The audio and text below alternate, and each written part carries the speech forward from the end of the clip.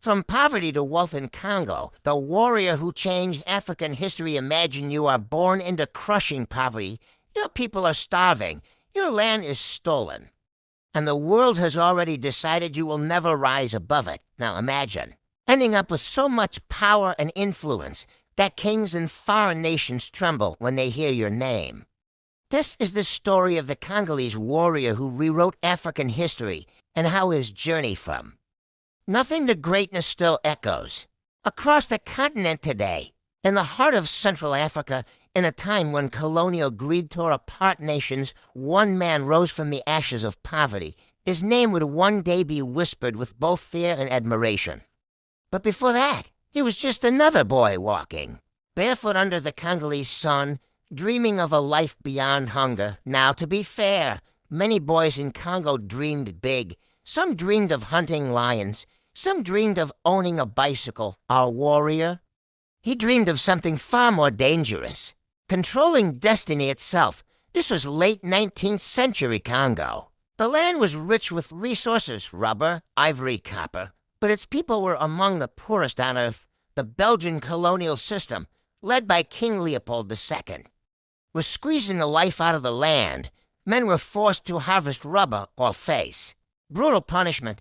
Entire villages were wiped out. And if you think that's just a dusty chapter in a history book, think again. The consequences of that era still ripple through Africa today. But in the midst of this oppression, a seed of defiance was growing, and it was about to explode. Our future warrior, let's call him Kanza for now, faced his first test when soldiers raided his village. His family lost everything for. Most, this would be the end of the story. But for Kanza, it was the beginning. He swore that no foreign power would ever decide his fate again, and he began to train, not just his body, but his mind. What Kanza did next would turn him from a barefoot village boy into a name feared by colonizers. But his path to power would come at a dangerous cost. Training and transformation, Kanza immersed himself in the traditions of his ancestors. Warrior training, battlefield tactics, diplomacy. He learned to read the land like a map, to use every tree, river, and rock to his advantage. But here's the secret most people don't tell you. He also learned the art of negotiation. He knew that to rise above poverty, brute force wasn't enough. You needed strategy. You needed allies. Because, let's be honest, you can't fight a machine gun with just a really sharp spear. That's called a bad life choice. First victories within a few years. Kanza built a coalition of warriors from nearby villages. They didn't just fight. They liberated trade. Routes protected farmers and taxed merchants passing through their territory. Suddenly, this boy from nothing was controlling wealth, and wealth brings power. The moral struggle, but here's where things get complicated. Wealth changes people, and Kanza was no saint. The more territory he took, the more ruthless he became. His enemies began to accuse him of becoming just like the colonizers he fought. He faced a choice, protect his people or protect his throne, and then the colonizers decided to crush him. This is where his story takes a turn no one saw coming. The final battle, Belgian forces, armed with modern weapons, marched into his stronghold. The odds were impossible. His advisors told him to flee. Instead, Kanza made a decision that would define his legacy, one that still inspires African youth today. The sacrifice on the eve of the battle. Kanza gathered his warriors.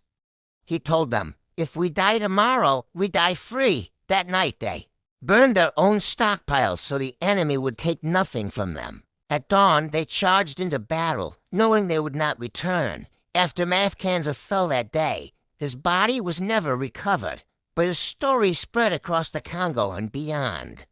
He became a symbol, proof that poverty was not a prison, and that even the humblest beginnings could lead to a life of impact. Generations later, his name still inspires Congolese youth to rise, to dream, and to fight for a better future.